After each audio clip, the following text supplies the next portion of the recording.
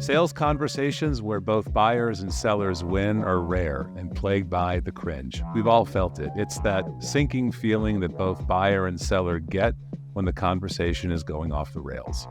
My name is Adam Clay. I'm the CEO of Rainmakers.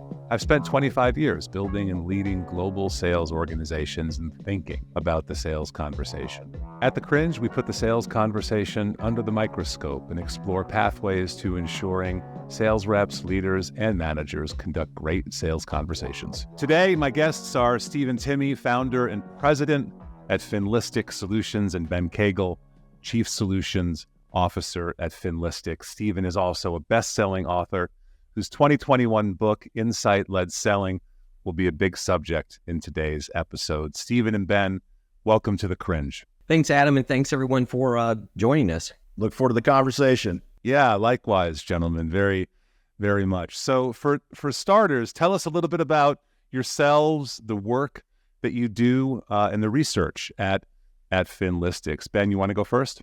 Sure, absolutely. Yeah, at Finlistics, we work mainly with global consulting companies and technology companies from infrastructure all the way through software. We really help them, the sales reps, become prepared for the executive conversation. In other words, how do you sell higher in the organization, sell across, and even establish the potential value of your solution early on in the conversation to get the meeting. So it's all about that executive conversation of understanding financial and business goals around the customer. Yeah, and from a research perspective, we're always trying to get greater insights into the world of enterprise sales. We'll conduct research around, how many organizations are truly customer first, as many claim to be, but very few are actually. Do they know their goals and strategies, and just find out what people are doing, and then helping them, as Ben said. Okay, well, here's a gap in goals and strategies. Let's talk about how we can help you close that gap. All right, wonderful. And just to give the audience a little texture on your backgrounds, Ben and Stephen, could you talk a little bit about the path that you took, to arrive in the positions that you currently hold? Yeah, my path to Stephen was long and narrow. Long and windy road. And very somewhat painful. But no. Coming out of Georgia Tech, there's 3 chapters really to my career. One is I went into industry, started in enterprise sales, and worked my way up to being a divisional president. So I actually had a sales force to manage or lead, as well as I was called on to basically buy different kinds of technologies. So literally I was on the CIO council. So I have that left side, right side of the brain, the buyer and the seller from an industry standpoint. I then transitioned into, as we say, the dark side of consulting with HP Enterprise and a company called DXC Technology. So think systems integrators. We competed with IBM and Accenture. So as a managing partner there and led the thought leadership programs and several other responsibilities. But a lot of technology or business process outsourcing type solutions across multiple industries on 4 continents. So that's why I feel like I'm old and tired. I just traveled too much. And the third chapter, just quickly, is I've led NASDAQ traded data analytics companies, venture capital software companies. So yeah, we've hit about every club in the back from the buy and the sell side. Love it. Thank you for that background. And Stephen? Yeah, my background, I started as a professor of finance at Emory University here in Atlanta, where I live. So I love being a professor, but I also love money. So I was fortunate enough to be able to consult for a number of Fortune 500 companies. Mainly, I was brought in by the finance department or finance group to work with people in operations to say, hey, you got the great ideas, but you got to put it in our terms because we don't understand your terms. And by pure luck, I was doing a open enrollment workshop at Georgia Tech on improvements in operations and the benefits financially. And someone from the software world came up to me and said, "Have you ever done this in sales?" And I said, "No, I'm a finance guy." So that's when we pivoted and said, "Okay, how can you quit talking about features and functions and really talking about business benefits?" So it's been a great ride over the last 20 plus years. Wonderful. And so a little perspective for those listening. I was very excited to have the two of you on the show because you cover a topic I think that is very interesting for those that tune into the cringe, and not one that we've talked about so far in all of our episodes. And that is starting with an understanding of what executives, those individuals that we as salespeople sell to, actually want in a sales interaction, how you define what the executive may want in that conversation, how you get at the information, and then how you go about actually having an impactful and engaging dialogue. I thought we could have a really lively conversation over the course of our time together. So, Well, you go with betting. You go with betting. That's for sure. I don't doubt it. I don't doubt it. But I would not be doing the show justice if I didn't ask you, for starters, our hallmark question. And that is, when you're in a sales conversation or you're listening to a sales conversation, gents, what makes you cringe? Stephen, do you want to lead off? Oh, gosh. Well, one is they don't know the customer's goals, right? I mean, how can you possibly sell to an executive you don't know their goals and strategies? And our research shows only about 25% of companies make this part their actual sales process. So that just drives me nuts. Another one is, these buying groups continue to expand, yet sellers go in with the same generic one-size-fits-all message, and they're just not effective. I mean, it's just, look, I'm in operations, Ben's in marketing. We may be aligned with the same goal and strategy, but we have different initiatives. We have different operational KPIs. So don't come talk to me about this generic, hey, we can help you grow revenues. Oh, really? So anyway, Ben? Yeah, I mean, I look back to two meetings. One, I was on the sales side, one on the buy side, but they both had the same problem. I actually kicked a sales rep out when they were calling on me because I said twice, tell me, don't sell me. In other words, he was not answering my questions, had no idea, to Stephen's point, my financial or business goals. And, by the time you get up to a senior level executive, they've done all the what. Senior executives want to know the how. How is my organization going to adopt this? How will this be implemented? And get into some of the nuances, the lessons learned. So the sales rep just would not get off script, would not shut up. Feature functions. So, literally ended the meeting. On the sales side, I had one of my sales reps, we're calling on the CFO of a $40 billion company in Chicago. And there were some sensitivities about the data analytics we were doing because we actually found some fraud in his organization. So we had a sales play going in, but my sales rep was still, even though we had we had the playbook, we had a plan, plenty of preparation. He went into sales mode on the feature function. I think he just froze because we were flying high at the CFO level. And I had to literally ask my sales rep to leave the meeting because we were losing credibility with the CFO. So tell me, don't sell me is my cringe. All right. Love it. Well, what a great stepping off point into the conversation. So this concept of knowing your customer, of understanding before you have a conversation with an executive, what's on their mind, that strikes me as being one of the oldest principles in all of selling. Yet I suspect you guys would contend that it's rarely done, and when done, it's not done well. And so before we talk about what good looks like and how you would go about understanding what's really going to drive the executive's business and how you might align with them, why in this day and age, of all things, is this concept of knowing your customer and what's on their mind and what's going to really motivate them, why is that as a skill so often left behind? Well, I think it's the nature of business, and especially the markets we serve with technology.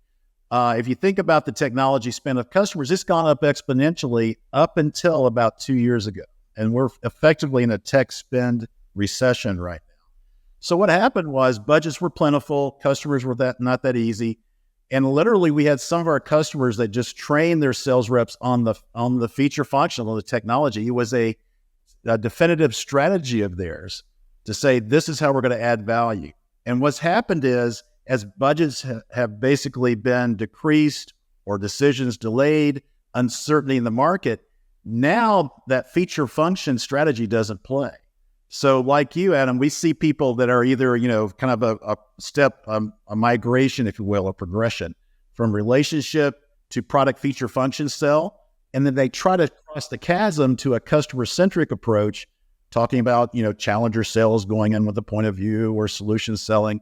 And then what we're talking about is value selling. So a lot of this has just been the nature of the market. And I think, those of us somewhere right post baby boom generation, we're retiring and you've got this new generation coming up that just wasn't trained. We spent 3 months when I was it was EDS HP. You cannot even make a customer call until you get 3 months worth of training. Now it's just product training, get out in the market. So I think there's several variables, kind of the variations in the market, if that makes sense. I appreciate that. And Stephen, I certainly want your take, but Ben, let Yeah. me ask you a follow-up question to that. Yeah. Do you think it has something to do with a focus not just on learning a product's features and benefits, but also a sense of urgency that seems to be pervasive in many sales organizations that results in sellers being really focused on a handful of activities? How many dials I make, how many sales calls I go on, how many proposals I get out onto the street, how much I have in my pipeline, what my close rate, which is a summation of all of these activities, is. Is there an over rotation on activity and an under rotation on preparation, in your opinion? Yeah, I think everything's accelerating, right? So shorter attention spans, more reorgs, sales leaders changing methodologies, but they are managing by the numbers. And what's happening is it used to implement CRM systems like Salesforce, you balanced it between the financial, reporting needs, management needed to know what our forecast was. Two, are we actually adding value, understanding the customer, going through a process to understand the customer? So as we say, the old approach was ski on two skis. Yes, we needed the financial forecast for the CFO to report to the street, but, bottom line is we need to close business and go through it. And what's happened is we've seen sales managers, general managers really go to the left there, really focused on the financial reporting and forecasting, and at the expense of saying, are we really advancing this deal? Are we creating value? Are we really maximizing the size of the deal? There's so much pressure on activities that feed the financial forecast versus are we doing the blocking and tackling of a consultative, value-centric selling, customer insight-led selling approach? At least that's my point of view. Even what are you seeing out there? There's a number of things. One, it's not easy. I mean, at the end of the day, It's not easy.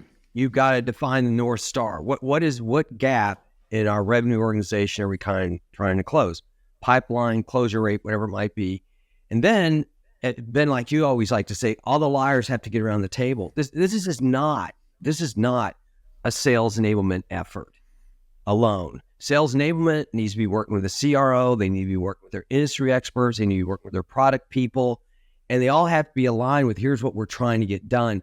Oh, and by the way, here's the ongoing nourishment. This cannot be, and Adam, I've seen this so many times, hey, come in and teach some value selling. And then by the way, we have no way to provide that nourishment on an ongoing basis. I mean, first line sales leaders, they're busy. They've got more people reporting into them now than ever. Maybe they were great at sales, but some of them aren't the best coaches. I mean, right now, how many calls did you make? How many of this? I mean, that's all automated, right? They need to really become coaches. And then the individual contributors need to also, here's how I've used this. Here's how it's helped me do this. And marketing needs to be consistent with that. So it takes a lot of coordination, but it's well worth it. I mean, there are all kinds of new, stats on, gross revenue retention being higher, deal sizes being larger. Sometimes the sales cycle actually is extended. Some people say, oh, it's going to shorten the sales cycle. Well, all of a sudden, you're engaging with all these different buyers and they've got different needs. It's probably going to be longer, not shorter. But the net of it is, I know there's a lot of people out there just working their tails off, but 90% of executive buyers said, well, I talked to a seller earlier. If they had something to say, I don't think they do. Right. Well, so let's build on that a little bit. One thing that struck me about your perspective, gents, as I got to know you, was how much work you put into understanding what executive buyers actually want out of a sales conversation. And would you mind talking a little bit about what you've learned, Stephen, through the research for your book, Ben, through your experiences?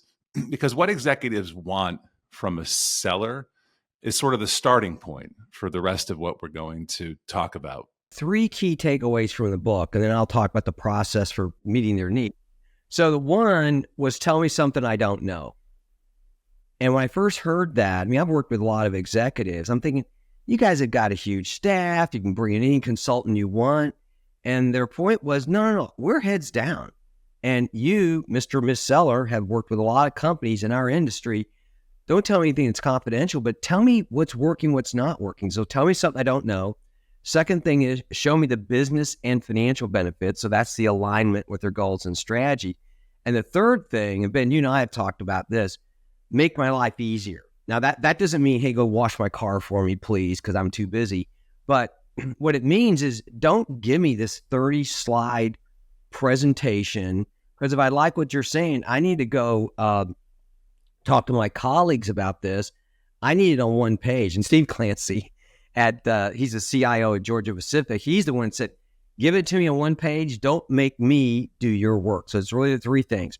Tell me something I don't know, show me the business and financial benefits, and make my life easier. So, Stephen, that was a great point about the 3 points of your book, right? So let me kind of make that real, if we will. Tell me something I don't know. I remember when early in my sales career, I asked this executive, why are you meeting with me? He goes, well, you're meeting with a lot of different people. You know what's going on in the industry. I don't have time to keep up. Educate me on what the trends are, what you're hearing out there. So there's something about tell me I don't know. So in other words, add value. And this is something I tell my sales reps. Always add value at every meeting, even a discovery or introductory meeting. Bring something to the table. Offer up a gift of knowledge, insight, trend, everything else, all right? Don't say we've got AI analytics. I'll say, so what? Name dropping and everything. We'll talk about AI and positioning in just a minute. The second thing is business and financial benefits. So if you think about it, if you've done your homework as a sales executive, not a sales rep, but a sales executive, you understand what the company's trying to achieve. And the way I train my people, think about it is there's 2 magic PowerPoints for your customer. One PowerPoint is kind of like, the old Karate Kid, wax on, wax off. On the wax on there's 4 or 5 strategic initiatives that the company says they need to get done that year. Think about, ask about, do your research, talk to your contacts across that company. What are the 4 or 5 things you're trying to get done? What's on the magic PowerPoint slide? And that can be for small customers all the way up to Global 1000. The second thing is, on the second magic PowerPoint, what are your financial goals? Are you trying to increase revenue? Are you trying to take cost out? If you're in manufacturing, consolidating capacity, what's going on financially? And then your job as the sales rep is just to align. You're never going to know the business as well as your customer, but just say, outside looking in, we noticed that you're trying to really consolidate these operations over here, and it looks like you're taking $300 million worth of cost out. Again, just what we're hearing and what we're reading. Help me understand how that plays out. Are those your priorities? Confirm. And second thing, my solution can possibly help you take out $150 million of that based on assumptions and based on our experience with other customers. Would you like to have that conversation? So that's how you start to position it. So we talked about tell me something I don't know, business and financial benefits, make my life easier. The toughest sales, I used to say, on the customer side or internally. A sales rep is trying to sell your customer. That customer has to go sell and align, as Stephen says, all the liars around the table inside the company. Do the work for them. If you're talking to all the different stakeholders, bubble up what their goals are and how it hits into the macro business and financial strategies, but tell that for them. So help them know they have a sales job to do, help them do their job versus I've had a sales rep tell me, well, what we need to do next is you need to get your people together. You need to do this. You need to pull this together and everything else. And I'm saying, hey, wait a minute here, Hoss. That's not the way, we don't play it. Yeah. Yeah. Here are my goals. I gave you an in to go meet with my team. Go meet with my team and then come back with an overall approach. So I think those highlight in a long-winded version the three principles of Stephen's book, and really how he built the business over what, Stephen, well over a 20 years period here. Well, hair used to be dark.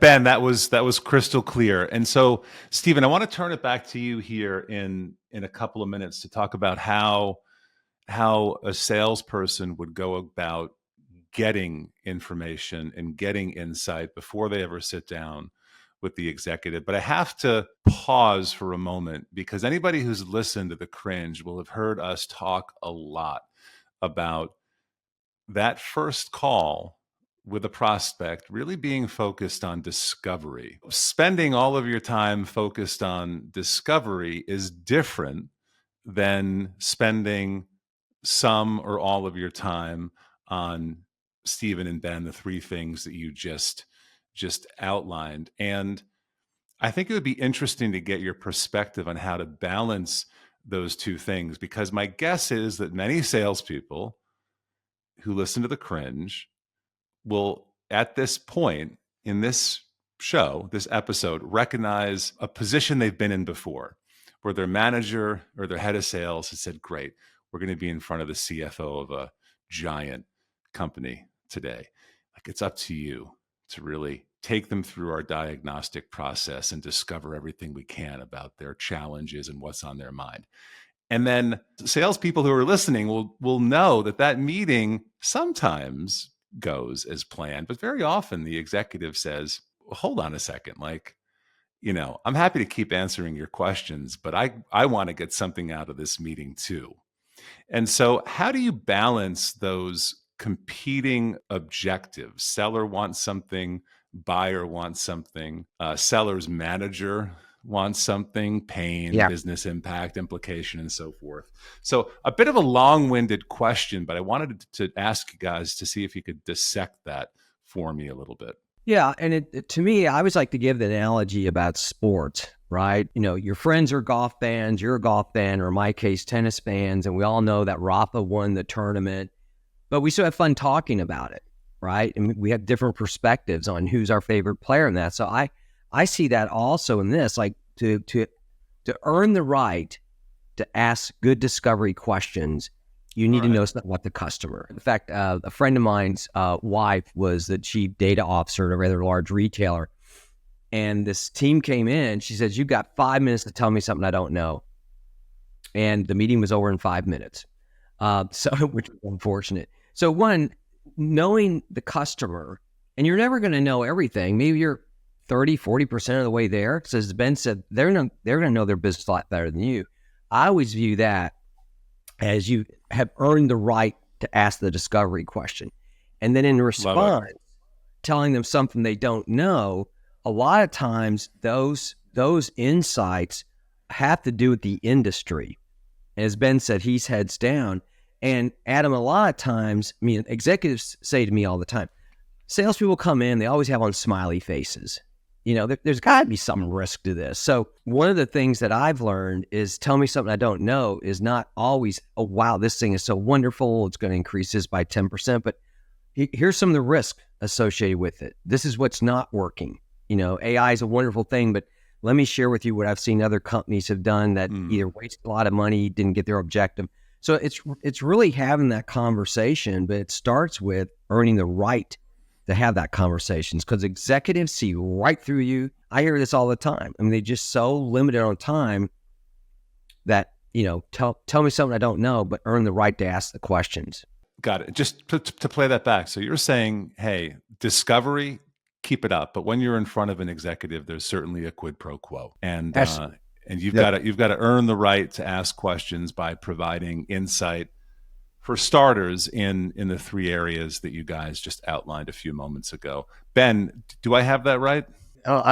Slightly a different perspective. The same thought, but different perspective. When I was a buyer, I almost got angry, because if they didn't do their homework and come in with at least a point of view of how they were going to create value, it showed a big amount of disrespect. They wanted me to respect their time by making time and they're bringing their sales manager with them. Oh, the president of their company's coming, so they're filling the sky with eagles. They're bringing in all these people to meet with me.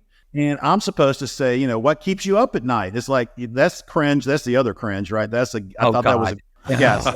No. So Stephen did a sports analogy. I liken it to tennis. And this is why we do at Finlistics. We train our customers' reps or encourage them to think about tennis. You're serving up an idea of how you're going to help that customer. It's not about your product or your service. How are you going to add value to that customer? How are you aligned to their business goals and strategies, their financial goals? You're going to get it wrong. But at least if you tried, the executive will recognize that. And I've actually corrected people before saying, that's not exactly our highest priority, but I can see why you thought that. And then all of a sudden, guess what?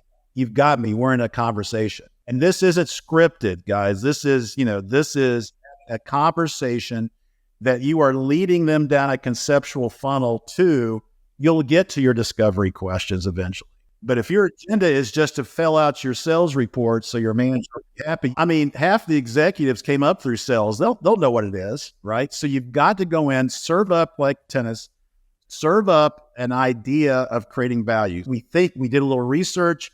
I'm not sure this is your objective, but it looks like outside in. We think this solution, this product can help in this area. And then ask for confirmation. This is the way to begin discovery. Is that right? Is that aligned with your thinking? You'll either go, yeah, that's pretty, bang on. You got it. You nailed it. And probably 60% of the time, 70%, you'll get that. 30%, no, not quite. And only 2% of the time go, no way, and shut you down. Most people will engage in the conversation because you showed me respect to do homework. I'm going to show you respect by sharing some of the information that you're curious about, but also it's going to help you solve my problems, right? So that's how I think about discovery versus going in leading with questions, getting to a conclusion. Because if you do that, got it. They'll cut your legs off in a heartbeat. Yeah. If I can add to that, I got a real live story. So yeah, shoot. One of our customers, I know a number of CFOs. We got a meeting with the CFO. Everyone except me was real nervous, oh my God, it's the CFO. And I tell people all the time, instead of running past the CFO's office, you ought to be running into the CFO's office. But story for another day. So we had the goals, we had all this stuff, and the person leading this just froze up and starts talking feature function to the CFO. They could care less about feature function. So the guy goes, look, meeting's over, let's go. And I knew this guy, so the sales team, they're all heads are down and walking towards the elevator. And so I was talking to this guy, I said, what's going on? He goes, you guys are dumb, and I think I'm smart. Now listen to this. And he knew me. I said, well, I don't think I'm dumb. He goes, oh yeah, you're dumb. Don't understand my business. And I never forgot that. We really weren't dumb. We never just got to the point where we could show them that we were smart. But anyway. I love that. That is memorable. Now, Stephen, having gotten to know you, I know that you bring some thinking around formal frameworks that sellers can bear in mind that help them sort of prepare for a sales call and provide the sorts of things that we've been talking about in that tennis match. I love that metaphor, Ben, with an executive. So tell us a little bit about your framework. It all starts with the goals. We've talked about the importance of the goals. How are the executives compensated? And research shows that only about 10% of revenue organizations even bring that into the discussion or know of it. And it's very powerful to know that. What's going on in the industry? And that's usually the part where tell me something I don't know. Tell me what's happening in my industry, what's working, what's not working. The other part is then how are they performing financially? Are their margins going up? Their margins going down? What are sales doing? So you have to know that because that's top of mind for executives. You're not going to go in and say, hey, Adam, did you know your profit margins were falling? Of course I know that. That's why you need to know that. Yeah.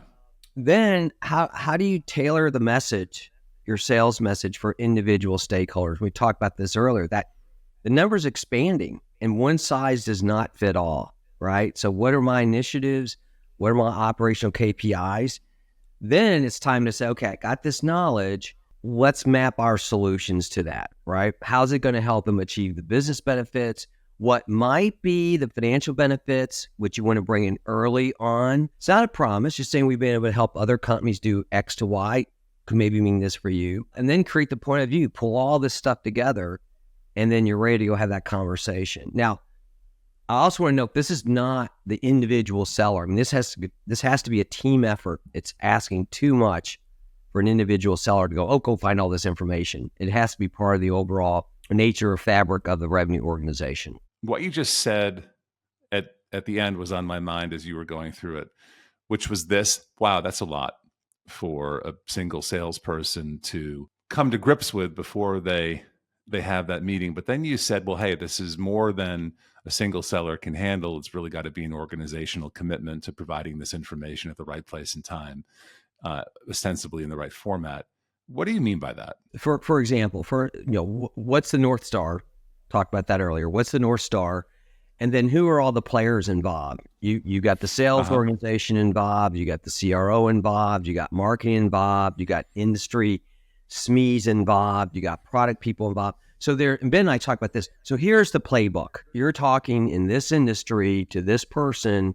Here's what it's going to sound like. Now, in terms of like the financial performance and goals, I mean, that's the kind of thing we do at Finlistics. Some group research teams is, okay, you're going to go talk to the Home Depot. Here's what's up. We actually provide information to you. So there is the effort for the individual contributor, but the point is you cannot ask an individual contributor to go through all 7 of those steps without some guidance or a playbook. Got it. Well, let me just build on that, and Ben, you might have a point of view. So for those that are listening that work for organizations that aren't doing this or thinking about it today, but they say, wow, I really like what Stephen and Ben have to say. I think I could use this. How would an individual or a sales team at a smaller company that might not have the resource, where would they get started? Is it a fair question to say, hey, if you can't get all 7, focus on these 3 and do that every time? I don't want to lead the question, but I'm wondering what you would say in response to that. A couple of thoughts. This whole topic we're talking about is aligning around outside in, the customer's agenda there. So it starts with that. So just as an individual, say, you know what? I'm going to take all the training my company gives me about the product, my solutions, but I'm going to focus on the customer's agenda. Just make the mental commitment. And if you do 2 things, just the business and possibly the financial, are they growing and revenue going up, going down? Are they under cost pressure, whatever else? Do a little bit of homework. Check out their website, understand their solutions, who they sell to, and just do your due diligence, especially if you're trying to call higher in the organization. But if you ski on 2 skis, business financial goals, right, and understand the customer's agenda, you've already done a step change of your competition as an individual. Right. But what we look for, because we have a lot of individuals come to us saying, help me help you, right? Hey, you work Finlistics. We'll bring you in if you help me, understand the customer. But what we look for organizationally is a sales leader that says, we're being commoditized as a company. We're under price pressure. And the sales leader recognizes that they've got to do something differently. They've got to start to line around that outside and customer agenda. And then what typically happens in large organizations is the learning and development organization gets involved because they're in charge of training and competency development. Sales enablement, revenue enablement gets involved. Those are kind of like the sales organization trifecta of we have to improve sales by enabling the sales reps. And then as Stephen says, where most people miss it, they focus on those kind of operational groups. They forget to bring in marketing, product, because all of this, the organization all has to have that same mindset of outside in, customer led. So that's what we look for. And that's where it's like, it's going to AA, hi, I'm a sales leader. I've got a problem. Hi, sales leader. I want to be a customer led leader. You have to admit you have a problem. So if I could add to that, please. Yeah. So there's the 7 steps. That's in the ideal world. It takes time. So when folks ask me, they said, Stephen, my group doesn't get it. We're trying. We're working on it. I tell them, do this. If it's publicly traded, read the letter to shareholders. And here's what you're going to typically get out of that. You're going to find out what that CEO is talking about. Like I was looking at one the other day. He talked about net sales growth. He talked about gross profit margin. And he talked about free cash flow. You now know what all senior executives are focused on in that organization. And then they'll talk about, in this case, we're going to grow revenues by having a differentiated omni-channel experience. So a lot of times in that letter to shareholders, which takes you 5, maybe 10 minutes to read, You got a pretty good idea of what they're up to. So I would say that if it's a private company you're calling on, find one of their publicly traded competitors and see what their CEOs are talking about. And then, the next step is, well, let me look at an investor presentation and see what kind of goals and strategies they have. And people are always surprised when I say this. Well, you're a finance guy. I can't believe you didn't say, look at their financial statements. Again, goals and strategies, it's all about that. So read the letter to shareholders. All right. Love it. So all of this, just to keep up, has to ultimately materialize it in the seller's ability to tell me as an executive something I don't know, provide some insight that is meaningful or powerful. I've got to be able to show business and financial benefit, right? Step very far away from just features and product capabilities.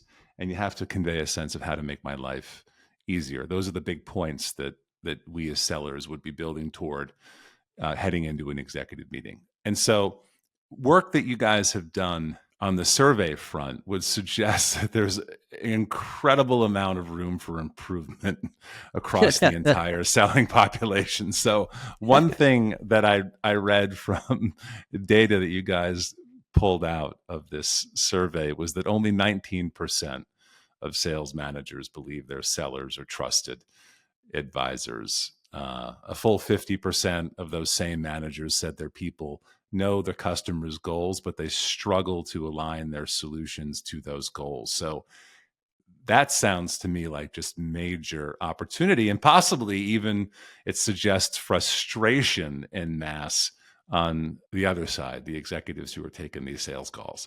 So tell me a little bit about that. Well, I mean, the number's small. And as you said, politically correct, lots of room for improvement. But I tell our folks all the time, they go, can you believe they don't know that? I'm like, look, I'm glad they don't know that. It's an opportunity for us. And I don't want to go back to the university if everyone's doing it well. So anyway, so what happens is, again, it's a team effort, right? Well, okay, I know they're trying to increase their gross profit margin. What do we do that helps with that? And so again, it's a team effort. And I tell folks all the time, look, pick a couple of your key industries, pick one or two of your solutions, lock yourselves in a room and say, okay, from a business perspective, how do we help them achieve their goals? And oh, by the way, don't forget to include a customer. Gee, how do you think we help you? And they'll tell you. So just start small, one or two industries or just one industry, a couple of solutions, lock yourself in a room, just say, how do we help? How do we help? Forget the technology, forget all that stuff. How do we help them increase margins? Oh, we give them greater customer insights, which allows them to do a better job around pricing. Oh, okay. We provide IoT solutions, which is going to help them lower material costs. And here's how we've done it for others. You have to talk about how the IoT is going to do it. It just does it. All right. Ben, did you have something to add there? I was thinking about conversations we've had and my own experience recently and throughout my career. I think what happens, especially if we're talking about the individual sales reps that are in this environment, it's almost like sales rep, educate thyself, right? So you have to go learn about your customer industry. And many customers, if you have that relationship at the mid-level, they will explain the business to you. So that's another way. And then, of course, most companies have an industry expert. Find that person and literally go to school learning about your customers and how they make money. What are the key drivers? Those kinds of things. Just so you'll build that basic understanding. Then you do your research. But what we found, Stephen, and a lot of our customers is why they don't do it, why it's only 19% and maybe 50% at the individual level. It's all about confidence. Mm-hmm. They're afraid of getting off script. They're afraid of being asked a question they don't know. I see. So what we have to do many times is we give you the insights, we give you the skills, we give you the business knowledge, the training, and then the at-bats, the practice. We used to call it playing off Broadway, right? Don't go in front of your largest customer. Go to the small customers and practice or role play. So it's really a journey around that, and it's really around each individual, whether they have a corporate program or they're just committed as an individual to better themselves, is really being disciplined to do it. But to get that confidence up, and it's okay not to know in front of an executive. It's okay not to know all the answers. It's not okay not to do your homework. It's not okay not to try. It's not okay to talk about your product when I'm not interested. You got 5 minutes on the Zoom call. You better get to the point or you're losing me. So that's the mindset. That makes sense, Adam? It makes perfect sense. I think you said something there that we haven't heard before in the show. It's that prospects at the mid-level in an organization you're trying to sell to will take time with you to educate you, the seller, on their business. Yeah, another favorite, phrase I use on both the buyer and the seller side is "help me understand." Help me understand. What's everyone's favorite subject, right? Themselves, and what do they love to talk about? What they do. So if you're in the mid-level of your customer's organization and they've got a few minutes, hey, help me understand how the supply chain works over here. Help me understand, your marketing spend over here, how that impacts your new customer acquisition and revenue. People love to be experts. Senior execs don't have time for this, but if you can get it to the mid-level or anything else, that help me understand works. Also, from a buyer standpoint, and I've said this before, I go, help me understand how your solution is going to help me attract new customers. That is I train my people. I encourage it with, in my past life, I encourage it with people we train and coach here at Finlistics. That phrase is amazing, but you've had to have the personal accountability to actually do a little bit of homework, take a little bit of effort, and educate yourself. Yeah, and so I'm going to build on what Ben said. And Adam, you asked the question about the 19%. Part of what I see is that even if I got the knowledge, I don't have the confidence. And that's why the practice is so important. But the challenge nowadays, who am I going to practice with in my organization? Everyone's too busy. So that's why I love what you all do. But it's Thank you. The phrase "practice makes perfect." And a lot of folks just do not have the confidence. I'm talking to a CFO. Oh my gosh. Well, they're human. Yeah, and of course we know that practice is often not an organizational priority. So I can appreciate that point. Well, all right, Stephen and Ben, this has been a delightful conversation. We've covered a lot of new territory for the Cringe. I'll speak for myself. I learned a lot. So as is our tradition on the show, I wanted to give you guys a moment to give some parting words in the form of a hot take, anything that you want to communicate to listeners just to send us out here. Stephen, you want to kick us off? Yeah. Do your homework. Do your homework in terms of how much time you can actually allocate to it. You're going to have a good return. And again, as I said earlier, read the letter to the shareholders and find out what their goals and strategies are, and think really hard about how your solutions help them achieve those goals and strategies. All right. Well said. Ben, how about you? Your hot take. Tell me, don't sell me. Customer agenda, all around the customer agenda, and try it. Take a risk. You'll surprise yourself at how successful you'll be. I've seen it over and over again, but it takes a little effort. And I don't always do this. As a matter of fact, it might be a first, but I'm going to suggest a hot take, a nugget of wisdom that you guys shared when it came to how to balance discovery versus insight. And you said, think about earning the right to ask questions. Provide insight first, seek to add value in interactions, and then go ahead and ask your questions. That'll make for a more productive conversation with an executive. I thought that was really good. Stephen and Ben, thank you so much for taking the time to talk to us. My guests today have been Stephen Timme, founder and president at Finlistics, also best-selling author whose 2021 book, Insight-Led Selling, was a subject in today's episode, and Ben Cagle, chief solutions officer at Finlistics. Guys, wonderful conversation. Thank you so much for taking the time. Thank you, Adam. Thanks, everyone. And we'll provide a link that folks can download the book. Wonderful. If you've enjoyed listening, follow me, Adam Clay, on LinkedIn. I'm regularly sharing cringe-killing thoughts around the sales conversation there. This podcast is produced and presented by Rainmakers, where we believe the sales conversation is everything. Check us out online at www.rnmkrs.com.